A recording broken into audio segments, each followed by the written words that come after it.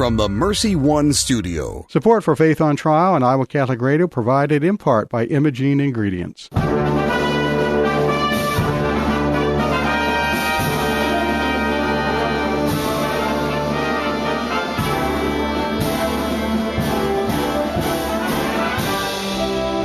Our freedom of conscience and religion is being challenged by laws and regulations imposed by secular society.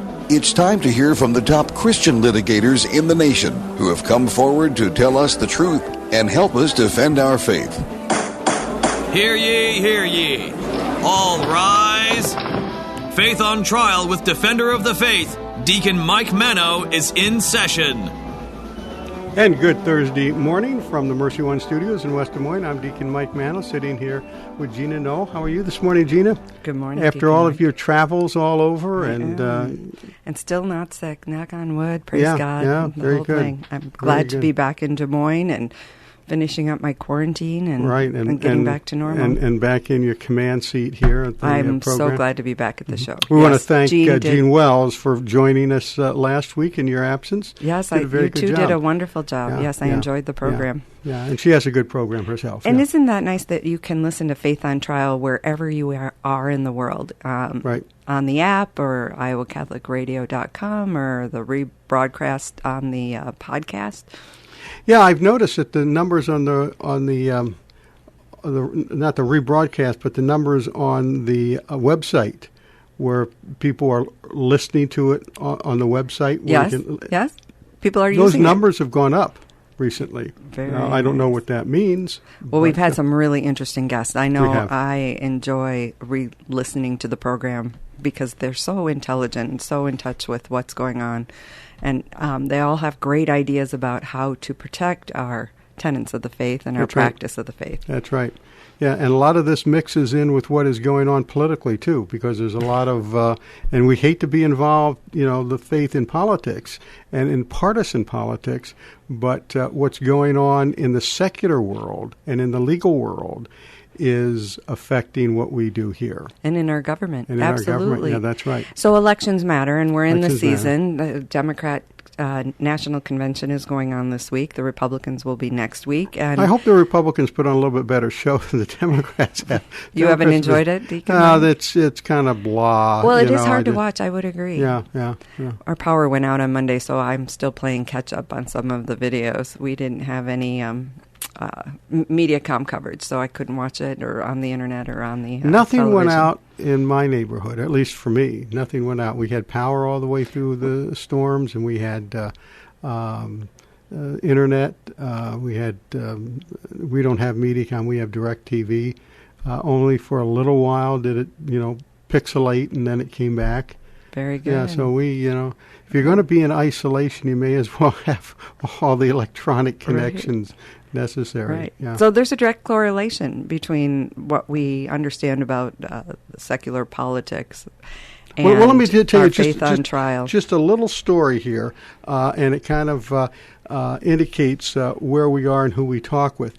We got a call the other day from my connection at the Heritage Foundation, Corinne Williams, and she wanted a tape from an interview we did with John Malcolm a couple of years ago. Okay. The White House wanted it. So right away, now I'm not going to say anything, but right away, bells went off in my head. He's up for an appointment at some point. Oh, wonderful. Jimmy, our guy behind the scenes here, Jimmy Olsen, found the tape, got it to me. I got it back to her. A week later, I get a note from her telling me he was appointed to the United States Sentencing Commission. So he was look at that, he was up for a presidential appointment, and he's not the first. We've had others. I'm very glad to hear that our programming didn't affect his appointment negatively. Oh, I'm sure it gave him all sorts of pluses. I mean, they probably said, look, Mike and Gina talked to this guy, and he passed muster with them, so he should pass muster with you, Mr. President. So very good. Yeah. Well, anyway, so that's what's going on. Well, here. that's the correlation between this program and maybe so much of our rights would not be have to be litigated in court if we had a better philosophies in our leadership throughout the United States, from dog catcher on the way up to the United States presidency. That's right. seat. That's right. All right. So anyway, so that's what we do here. And I know we have, speaking of appointments, I know we have at least one Undersecretary of Education that was on our program, and there's a couple others up there that nobody on the Supreme Court yet, but maybe one of these people that we talked to will get appointed to the Supreme Court. Well, we've had many clerks, Supreme Court clerks, who have helped us through the different issues on the program. We have, and a presidential attorney. And presidential candidates even. And presidential candidates even. All right, so we're doing our thing here to keep everybody informed. Well, we hope that we help. We hope that we do. All right. Do you have a prayer? Oh, we want to make a quick mention of our change in lineup today. Hans von Spankowski with the Heritage Foundation was unable to make it today, but again, our connection there, Corinne Williams, did a great job. She got us David Ditch, who's also with the Heritage Foundation, going to talk about something similar. Hans was going to talk about the mail-in voting. David is going to talk about debunking the myths of the Postal Service. You know, we've got a lot of... I'm really anxious to talk to him because that's an entity that we need to know more about. Right, and it's becoming a political football now. Right. And people claiming there's a conspiracy now to shut down the Postal Service so that the votes can't get in and whatever. We'll talk to David about that when we come back. You have a prayer to open us up with. I do. A prayer for peace. In the name of the Father, and the Son, and the Holy Spirit. Amen. God of peace, bring your peace to our violent world, peace in the hearts of all men and women, and peace among the nations of the earth. Turn to your way of love those whose hearts and minds are consumed with hatred, strengthen us in hope, and give us the wisdom and courage to work tirelessly for a world where true peace and love reign among the nations and in the hearts of all. Amen. Amen. Thank you very much. And this is Iowa Faith on Trial on Iowa Catholic Radio. I'm starting to get tongue-tied here. No. It's too early in the day for that. Anyway, we will be back in about 3 minutes after these messages with David Ditch. Support for Iowa Catholic Radio and John Leonetti in the Morning is provided by Blessman International. The coronavirus has impacted lives in Iowa and around the world. This is especially true in rural South Africa, where COVID-19 restrictions have led to vulnerable children being hospitalized due to starvation. To combat this hunger, Blessman International now offers a program called One Child at a Time. You can sponsor a child in South Africa for $1 a day. Learn more at blessmaninternational.org. blessmaninternational.org. Is it time for a new roof? Then it could be time for you to get to know Bell Construction. Bell Construction is a roofing company entering its 30th year of business. They specialize in residential re-roofs, like commercial jobs, and have the experience to meet all of your roofing needs with personal service. With Bell Construction, the owner will come to your home or place of business in person to inspect and ensure the quality of work that you deserve. They pride themselves in working with you on a personal basis and making sure you are satisfied. Bell Construction, 515-963-4494. Thank you, Big Red Q Quick Print, for underwriting the sports report. Family owned and operated since 1980, Big Red Q Quick Print is a full-service print shop ready to help you with all your printing needs with speed and accuracy. Forms, manuals, brochures, letterhead, envelopes, business cards, custom invitations, design, and bindery. Big Red Q Quick Print, located across from Merle Hay Mall. Online at bigredq-desmoines.com. Big Red Q Quick Print. We make printing easy. What is the best gift ever? Giving a Catholic education is at the top of my list. Your contribution to CTO helps families send their children to our Catholic schools who otherwise could not afford it. In giving to CTO, you receive the best tax credits ever. Pledge or donate online at ctoiowa.org. The bottom line, it's for the kids and their future.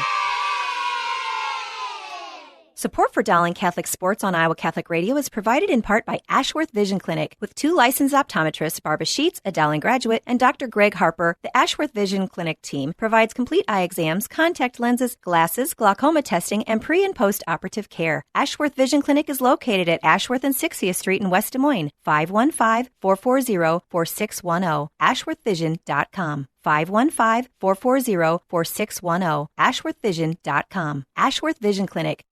Support for Iowa Catholic Radio and Faith on Trial provided by Paul Martin and Paul Mitchell, owners of Imogene Ingredients. Imogene Ingredients supply specialized feed ingredients for livestock and pet diets to improve maternal and young animal health in both conventional and organic production.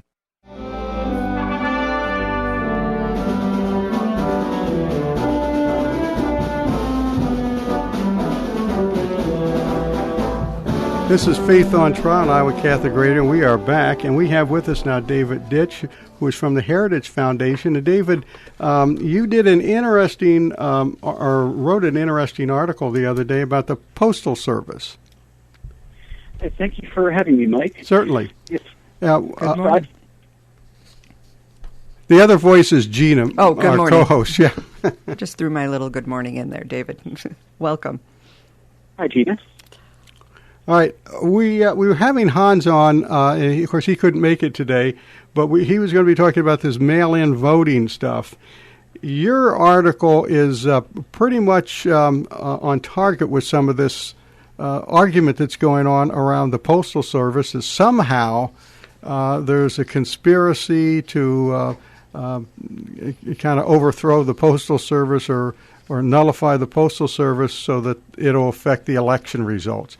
And you did an interesting article for the Daily Signal the other day that talked about the 10 myths about the U.S. Postal Service that were being circulated. So you want to take us through some of these and let us know what the truth is about the Postal Service? I think we've lost him. Did we lose him? Oh, now I just lost him. Oh, we lost him. Okay. We will get him back. And in the meantime, This is what happens with live radio. That's okay. All right, hang on a second. That's okay. We got him back? Okay, we got him back. Yeah, sorry about that. Oh, that's all right. That's all right. I wanted to go over with you some of these myths that you talked about, because there's a lot of rumors and a lot of arguments going on around the country about what is being done to the Postal Service and how they're being stymied in getting in the mail-in votes and ballots and all that. So if you can you take us through what your article was saying so that people may be getting another story than the one that they're hearing on the mainstream media these days? Absolutely. And frankly, it has been amazing for me to watch what's been going on over the last few weeks. The Postal Service, in terms of being a hot topic of debate, that goes back to the spring. There were concerns that because of the COVID pandemic, that there would be a big reduction in mail volume, that there might be an increase in costs, and that the Postal Service might go bankrupt. As it turns out, the Postal Service is managing lots of packages, so their revenue is fairly stable, and they aren't losing more money than usual. Okay. Lately, the controversy has really picked up because it's hard for me to tell how much of this is coordinated and how much this is random, but people are seizing on what should be non-controversial things to make sure the Postal Service is efficient and doesn't lose more money than it already is. And they're claiming that it means the Trump administration and Postmaster General Louis DeJoy are trying to wreck the Postal Service to prevent the distribution and receiving of mail-in ballots. Okay. Nothing could be further from the truth. Let's take these myths one at a time, and you can answer them here. The first one was that the Postal Service is removing sorting machines to sabotage delivery. Sorting machines are necessary to process the mail, but because mail volume has been declining every year since 2001, we don't need as many sorting machines as we used to. And the excess sorting machines are taking up space, they take cost to maintain, they take cost to operate. By consolidating the number of these machines, the Postal Service makes sure that they can still process all the mail that comes through, but it doesn't mean that this is something that's never been done before and is only being done because of the election. This is a long-standing practice. It happened under Republican and Democratic administrations alike.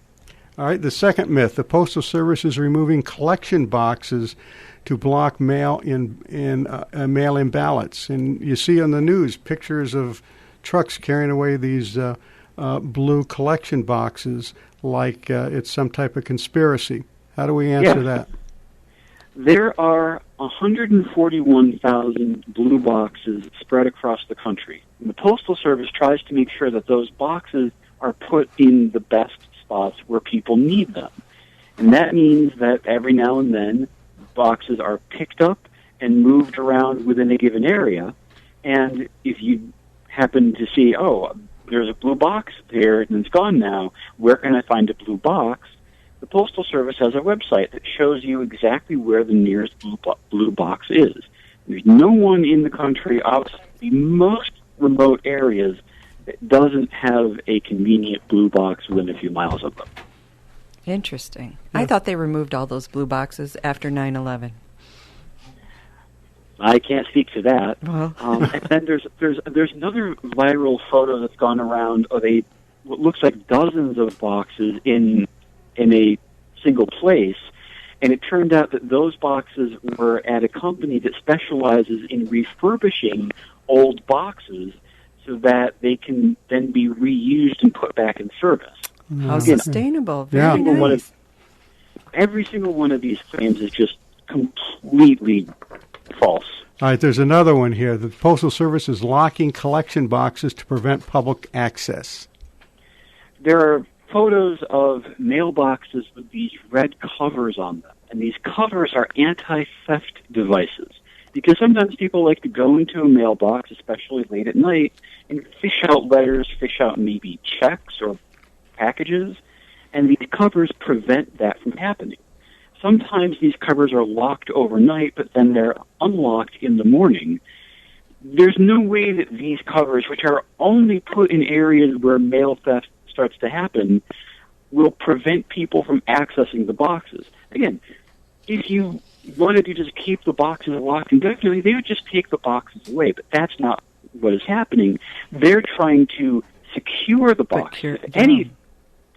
If anything, this makes sure the election's more secure and people's votes are going to be counted. Yeah.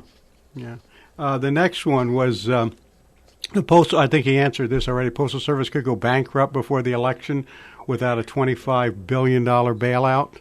Yeah, that's incorrect. The Postal Service has enough money to continue normal operations probably through the end of next year.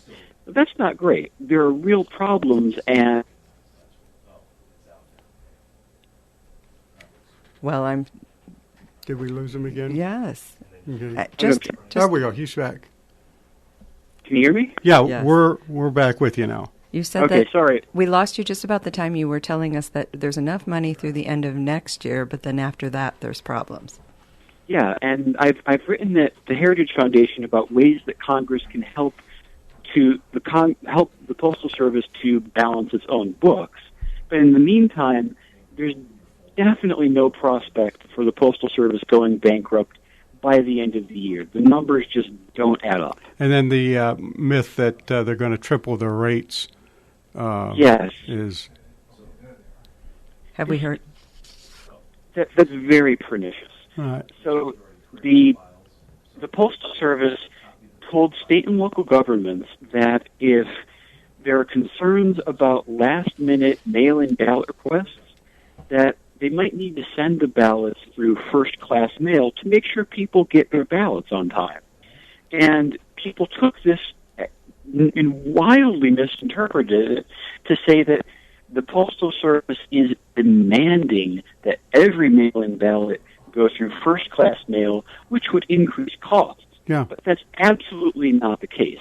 The Wall Street Journal had a great write-up about this earlier in the week. Okay. That sounds fair. The next one is that they're going to Postal Service delivery charges are sabotaged by the Postmaster General. I guess. Yes, Go ahead. This is absolute nonsense. And as I mentioned earlier, the Postmaster General is continuing a very standard practice of making sure that postal infrastructure dealing with employees and locations and machines makes sense in the context of mail volume. And because this happens to mean cost cutting, all of these Democrats, including Minority Leader Schumer, are interpreting it as they're trying to wreck the Postal Service. Right. Of course, Trump is doing that because we all know he's the Antichrist, right? And, apparently. All right, the next one is the Postmaster General massacred Postal Service management. Yes, and again, so the Postmaster General took his position in June. He was selected by a commission, not directly by the president, by the way. And when he started, there was a little shuffling of some of the people. A few people left. Other people were promoted to take their place. And this is what happens in pretty much any major organization when someone new takes over. Certain people decide to leave. Other people come on board. There's promoting. And the people that were promoted to take those high-level positions, every single one of them are people promoted from within, people with lots of experience in the Postal Service. It's not as though this is some sort of a cronyist operation where they're handing out jobs to people only because they're Trump supporters. They're handing out jobs to people who are good and know how the Postal Service works. Now, I understand the new Postmaster General is a supply chain management expert. Absolutely.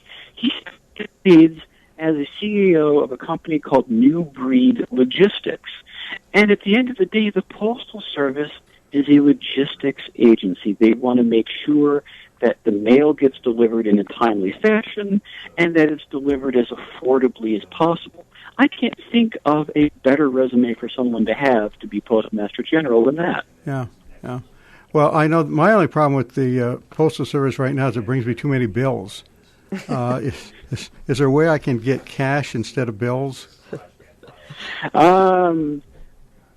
Sometimes I wonder if how we figure out a way to do that with taxpayers.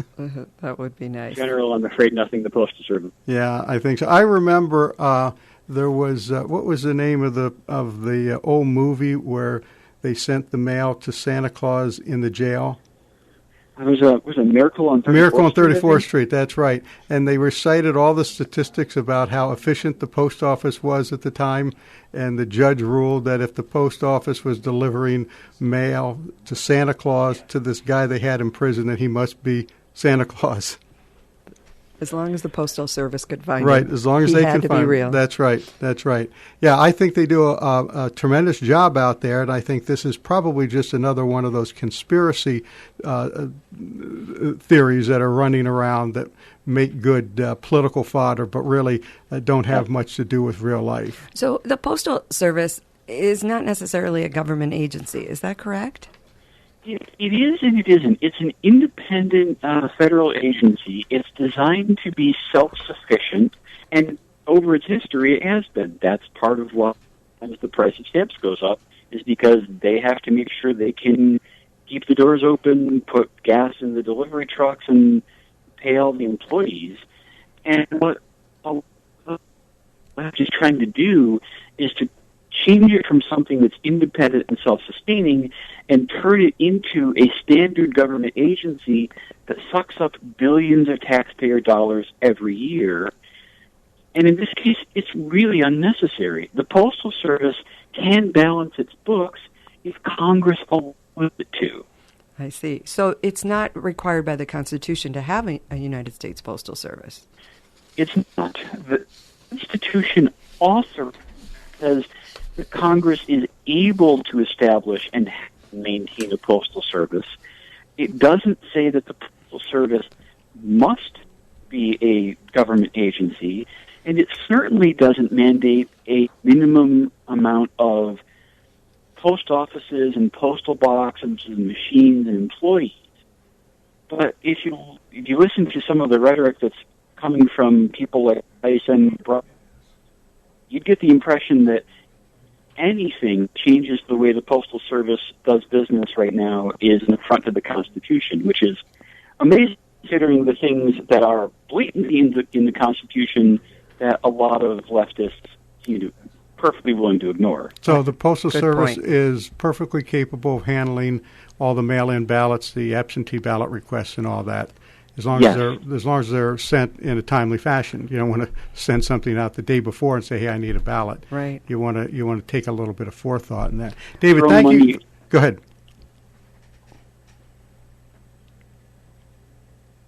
Okay.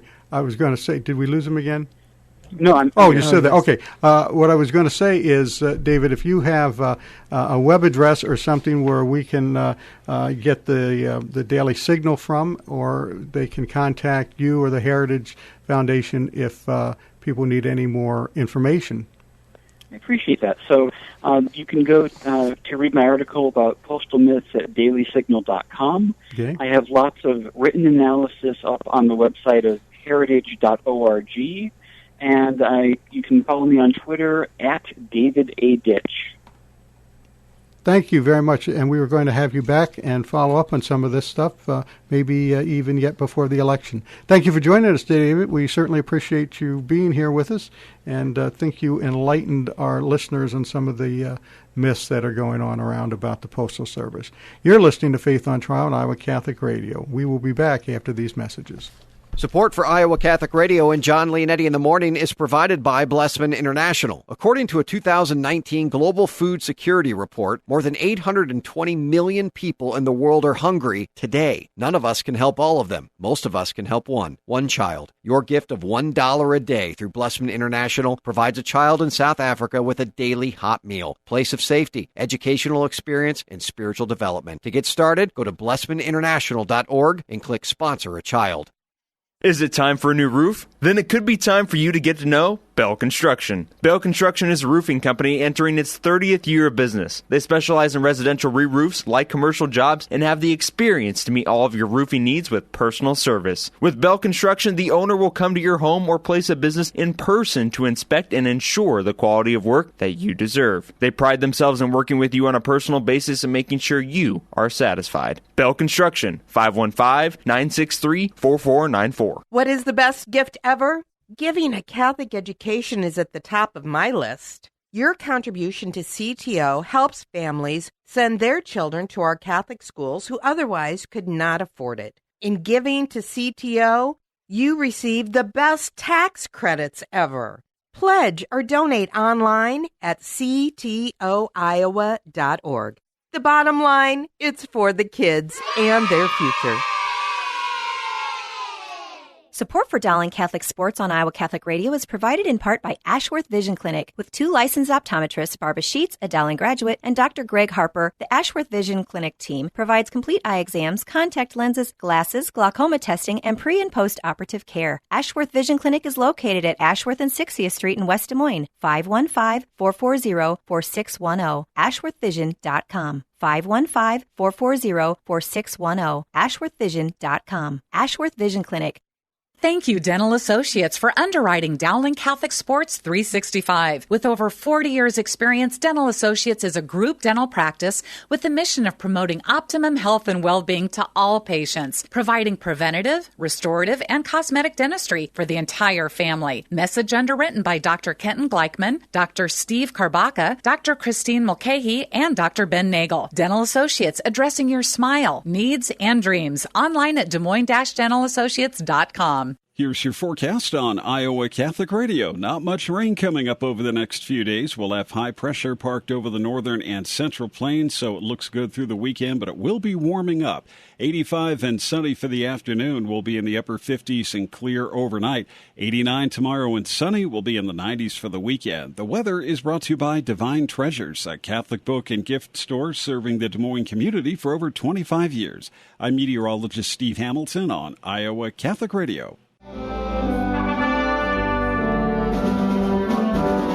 And you're listening to Faith on Trial on Iowa Catholic Radio, and we are back with Adam Guillette, who is president of Accuracy in Media. Adam, how are you this morning?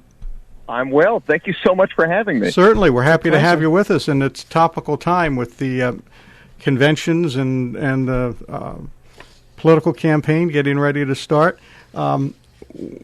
I'm concerned about a number of things having to do with fodder that's being thrown out in the election right now, and we just talked to David Ditch from the Heritage Foundation on debunking the myths that are going on about the post office. And I know there's a lot of other myths that are going on that you are keeping track of. But one of the things that has come across my desk are the number of people lately that have been leaving the media and telling all about it. I think there's a lady from the New York Times that has recently left.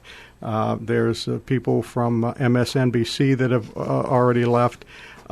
What do we make of all of this? And maybe if you can bring our listeners kind of up to date in what I'm talking about here, since Sure. I'm not doing it very well. No, you're doing great. What's abundantly clear now is that in our fractured media landscape, where there's so many people competing for eyeballs and competing for clicks and competing for ratings and subscription sales, the profit motive has forced these news outlets to just find a base ideologically and appease them no matter what. Meaning the New York Times knows that anti-Trump stories will sell, and stories that are pro-Trump won't sell to their left-wing audience. So if there's no anti-Trump news that day, they'll make something up. They'll exaggerate whatever. They'll write whatever they have to because they know the anti-Trump stories are the only way that they can pay the bills and keep the lights on. And you're seeing people leave journalism because they're sickened of this. Some people, regardless of their ideology, got into journalism to report the truth and to educate the American people.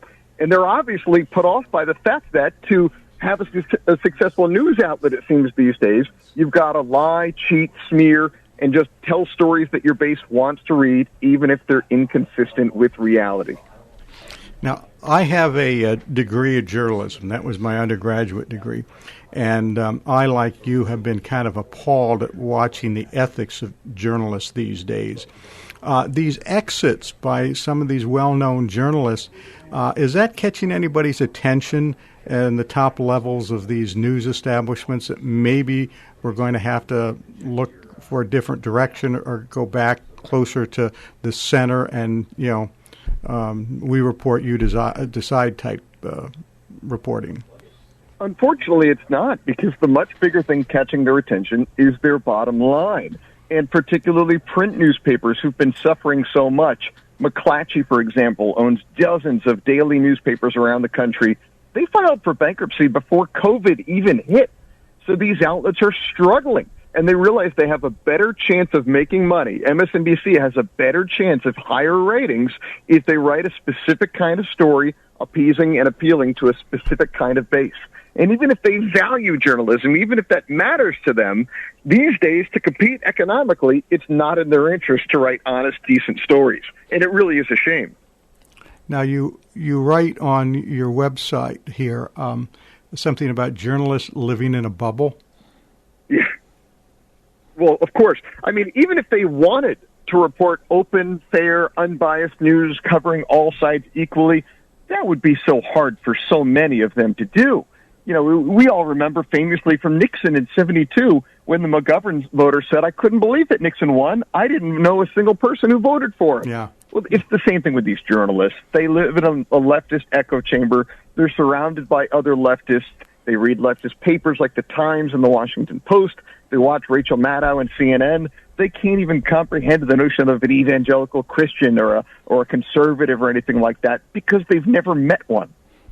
Yeah, we're certainly out here in Iowa in what they call the flyover country, where I think they only come here once every 4 years to cover the caucuses. That's right. Which were a flop this year because the people in charge couldn't do counting correctly. Well, honestly, it was exemplified in Iowa just this week.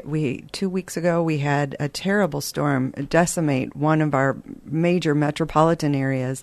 And the crickets on the news about the people struggling in that area, hundreds of thousands of people who were stuck in their homes with no electricity for over a week, couldn't go out because of the the electrical wires over their yards. The trees falling in front of their doors. But that kind of a story just was irrelevant to the rest of the world. Well, if they could have found a way to blame Trump for the storm, your storm would have gotten far more widespread coverage than what ended up happening. Well, I thought he did cause it. I thought he did cause it. Interesting. Well, as soon as he did announce he was coming out here, there's been quite a bit more news coverage, morning and evening. So it's helped. Yeah. It's helped. Yes. Yeah. So I agree with your whole analysis and I had never put those two items together, that it's not just ideology, but it's the financial impact of the truth telling in the paper. Yeah, let's talk about that a little bit. A lot of print newspapers, and I'm a print guy myself, but a lot of these print newspapers are either going out of business or converting to all online. What effect does that have on their ability to carry the news correctly?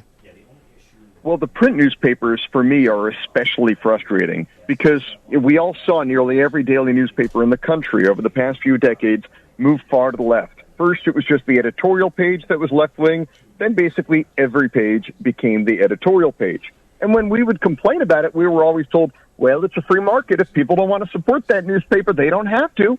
Well, what's happened is that so many of these newspapers have gone out of business or gone online only, or like McClatchy, filed for bankruptcy. And now what they're literally doing as we speak is pressuring Congress for a dedicated bailout for large media conglomerates. Smaller independent newspapers like the Seattle Times and the Tampa Times, they already got $7.5, $8.5 million each through the payroll protection program.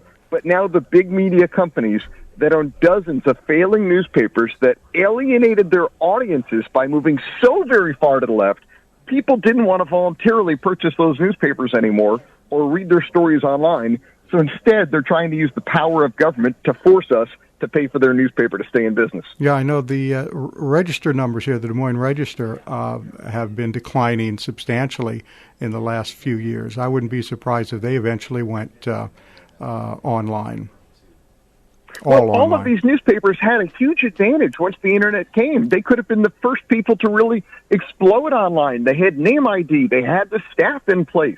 There's no reason that online had to destroy these newspapers. There's no reason they couldn't have flourished online. Plenty of brands transitioned online quite well. But they stuck with their ways. Like newspapers did in the advent of radio. That's exactly right. The smart ones got involved with that right away. That's exactly right. But instead, these folks had alienated their audiences so much that as soon as consumers had the opportunity to get their news from someone who didn't hate them ideologically, they took advantage of that opportunity, and these newspapers suffered. Yeah. And they're not going to learn the economic consequences of it if we allow the government to bail them out. What about local broadcast media? You know, I've always found local broadcast media to be a little bit better and more balanced than print media. Local broadcast media is more interested in traffic and weather together, you know. Mm-hmm. They've been less obnoxiously ideological, in my opinion, just from my experiences over the years. The trickier thing is you would get reporters who didn't as much have a beat and weren't as familiar with the local nature of many of the stories because they move around so much. But I've personally found them to be far less offensively leftist and far less political than the print journalists. Now, I remember a couple of weeks ago I was listening to a newscast on one of our local television stations here, and it was about mail-in voting.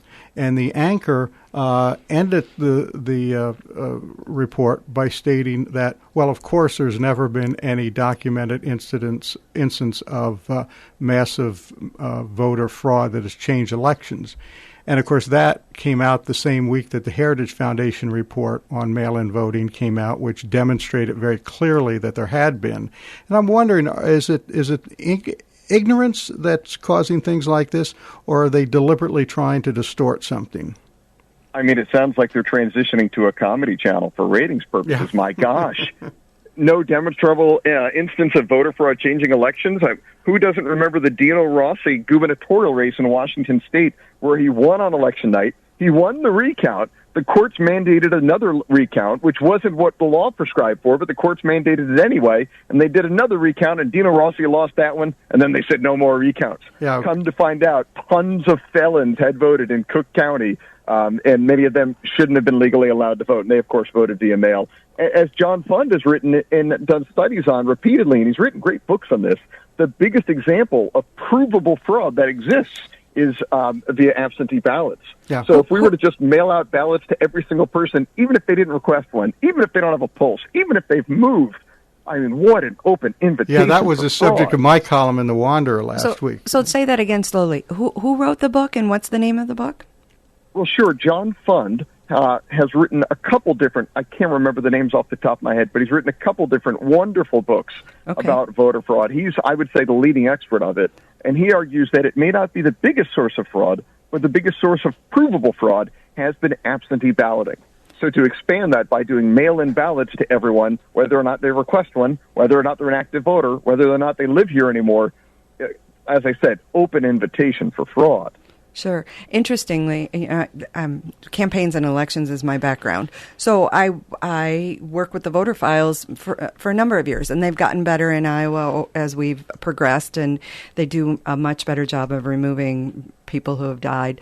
But like this week alone, our county sent out absentee ballot forms for people to request their absentee ballot. And I've heard multiple stories of people saying, I got somebody who hasn't lived here in 10 years. I've got theirs and mine. And I thought, well, if we were in a situation where they mailed out literal ballots, they'd have gotten two ballots right at that home. Yeah, and Hans von Spankowski, who was originally going to be with us today speaking on voter fraud, he's a Heritage Foundation fellow that wrote the report on that. He mentioned that there's a colleague in his office who is from Washington State. She has not lived in Washington State for like the last 10, 15 years. She's been in District of Columbia, the other Washington, and yet she still gets these mail-in ballots from the state every election time, even though she's been out of the state and votes elsewhere. Well, the good news coming out of all of this is that despite killing all of those senior citizens in New York by sending COVID patients to nursing homes, at least they'll still have an opportunity to vote this fall, given New York's voter practice. That's right. That's right. You know, the old saying, my father voted Republican until he died, then he started voting Democrat or whatever side you want to go. Yeah. But back to the news for just a minute. When I get, you get home at night, you want to turn on the TV while you're making dinner and kind of get caught up on what's going on in the nation and around the world. I find it more and more difficult to get straight up news because there's so many commentators, and it's difficult at some points to tell the difference between the commentators in the news and the actual deliverers of the newscasters. Well, how are we to discern those kinds of things? Well, the best thing one can do is just try to listen to and watch and read both sides quite a bit. Think about the news the way that we think about, cable television these days. Ratings are down for every single channel everywhere because audiences are fragmented dramatically amongst so many different stations and amongst online and Netflix and so forth. So the best content is really aimed at a specific audience. Instead of making broad appeal television where the whole family can sit down together, that stuff doesn't exist as much now. Instead, it's more niche programming going after a specific targeted audience. Well, the news is the same way. Instead of making broad appeal, right down the middle news that everybody can watch regardless of their ideology, they've realized it's in their interest to, we're going to, MSNBC, we're going to go after the leftists. Hopefully we can get enough leftists. CNN, we're going to try to do that, but maybe not quite as liberal as you guys, and so forth. They're going after niche audiences. They're not going for mass appeal. They're narrowcasting rather than broadcasting. Yes, that's exactly it. And so that's why after every story I have to hear the journalist's opinion on that story, where they fall, rather than just moving on to the next story. That's right. Yeah. And some of the opinions are rather interesting. But you do notice a big difference between, say, watching Fox News and watching MSNBC. Let's talk a minute about Fox News. They're the conservative media, the big conservative media on the block. They seem to be garnering a pretty fair audience. How are they in relation to the more liberal broadcast medias, or narrowcast medias, as we're renaming them? Well, of course, Fox, like anybody else, in prime time, it's opinion-oriented shows as opposed to hard news shows. And anybody in prime time, it's going to be, more in-your-face, salacious arguments back and forth. And that is stuff that I never really hold any network as accountable for, unless people are outright lying. That's another story. But I would expect opinions in prime time. But to Fox's credit, they also have incredible shows like Special Report. They have real journalists, real newsmen like Brett Baer and Britt Hume. Yes. Chris Wallace, I think, is fantastic. He's maybe the best newsman out there. I think he should be moderating, every debate there is. Instead, they allow former Clintonista George Stephanopoulos to moderate debates, as if he is somehow a journalist. Yeah, that's true, because Chris Wallace comes from a long line of journalists. Isn't that So funny? it's in his blood. Is it, you bring up someone like Brett Hume, and I feel like we need more journalists like that are digging for stories for us, getting behind the facts and finding where they're coming from, rather than the style of the gotcha kind of a story and research of subject matters about our nation and the world. That's right. And to me, what honestly is most dangerous and more worrisome even than the CNNs and the MSNBCs and the New York Times are online news sites like BuzzFeed and Now This. They're the only ones I know who have diabolically and brilliantly broken through the echo chamber. For those who don't know, BuzzFeed is an online news site. You see it on social media. They built their following by sharing puppy videos and kitten videos and clickbait articles, and tens of millions of people started following them. Then, once they built up a big following, they pivoted and started putting out hard left news. Well, think about it. When you tune into MSNBC, you expect hard left news, but when you signed up for puppy videos and now you're reading lies about Donald Trump, you're getting to an audience that never otherwise would be exposed to it, and it's primarily a young and impressionable audience. It is. Now this primarily hires executives from the DNC and the Hillary Clinton campaign at a supposed news outlet. Yeah. It's an upside-down world out there. Adam, we're going to have to let it go at this right now. We're kind of out of time. But before we do go, if you have a web address or an email address or something you'd like to give to our listeners in case they want more information. Sure. If you ever want to fight back against media bias and outrageous corruption in public policy, our website is aim.org, AIM.org. We're active on Facebook and Twitter and Instagram, and we document some of the media bias, which is so prevalent. But more than anything, we take action against it. AIM.org. Very good. Thank you very much. Adam Guillette, the president of Accuracy in Media. We will have you back another time. Thank you very much. And this is Faith on Trial on Iowa Catholic Radio, and we will be right back after these messages. What is the best gift ever? Giving a Catholic education is at the top of my list. Your contribution to CTO helps families send their children to our Catholic schools who otherwise could not afford it. In giving to CTO, you receive the best tax credits ever. Pledge or donate online at ctoiowa.org. The bottom line, it's for the kids and their future. Support for Dowling Catholic Sports on Iowa Catholic Radio is provided in part by Ashworth Vision Clinic. With 2 licensed optometrists, Barbara Sheets, a Dowling graduate, and Dr. Greg Harper, the Ashworth Vision Clinic team provides complete eye exams, contact lenses, glasses, glaucoma testing, and pre- and post-operative care. Ashworth Vision Clinic is located at Ashworth and 60th Street in West Des Moines, 515-440-4610, ashworthvision.com. 515-440-4610, ashworthvision.com. Ashworth Vision Clinic.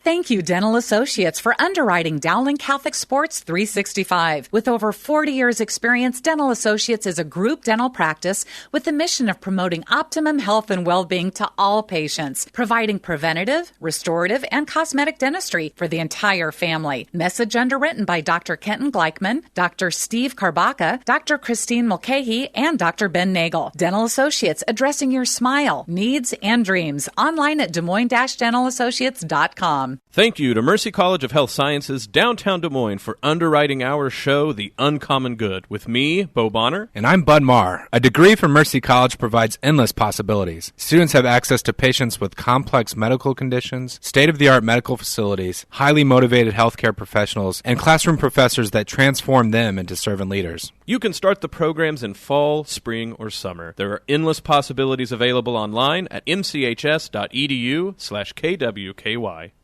Support for Iowa Catholic Radio and Faith on Trial provided by Paul Martin and Paul Mitchell, owners of Imogene Ingredients. Imogene Ingredients supply specialized feed ingredients for livestock and pet diets to improve maternal and young animal health in both conventional and organic production. Information about Pharmatan and other products at ImogeneIngredients.com. Paul and Paul are members of St. Augustine's Knights of Columbus and encourage their brother knights to keep standing for their faith.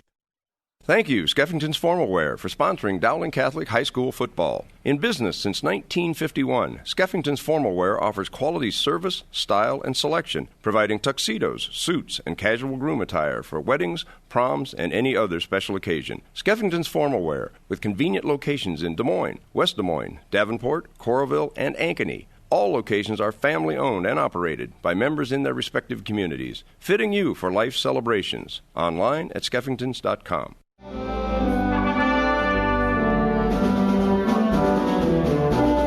And we're back. This is Faith on Trial on Iowa Catholic Radio. And Gina, another interesting program today. Oh, my goodness. Gave me some things to go home and take a look at, including that aim.org website. Accuracy I think that's Media, interesting. right, yes. Books by John Fund to figure out about what he has researched in the area of voter fraud and mail-in voting. So, and we are going to have Hans on I think it's on the 3rd now. September 3rd. That Thursday. He's going to be back on. He's going to talk about the Heritage Foundation report on voter fraud. And it is out there, despite of what they were saying on the local channel. There's a lot of it out there. Give me a chance to catch up on what John Fund has talked about, and we'll discuss it more with Hans. That's right. And then we have to remember how the media operates now. I mean, Adam gave us a pretty good clue as to what to look for.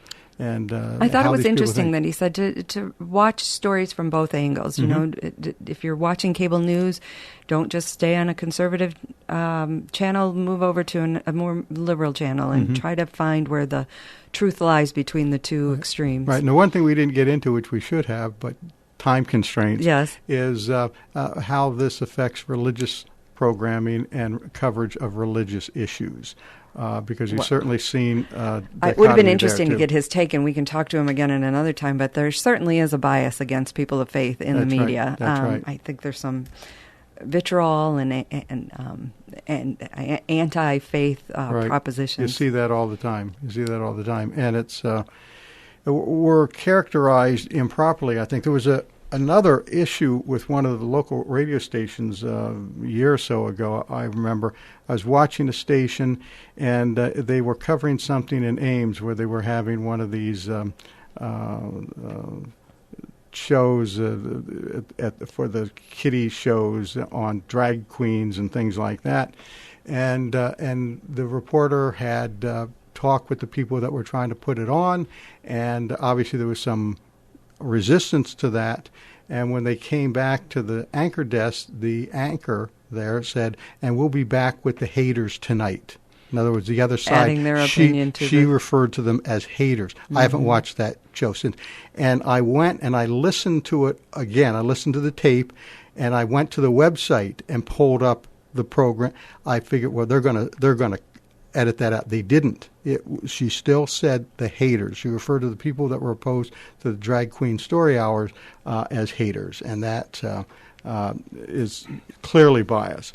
All right, I want to ask the listeners here to do something for us if you can. We'd like to get a little feedback on where you are and what you're thinking about what's going on.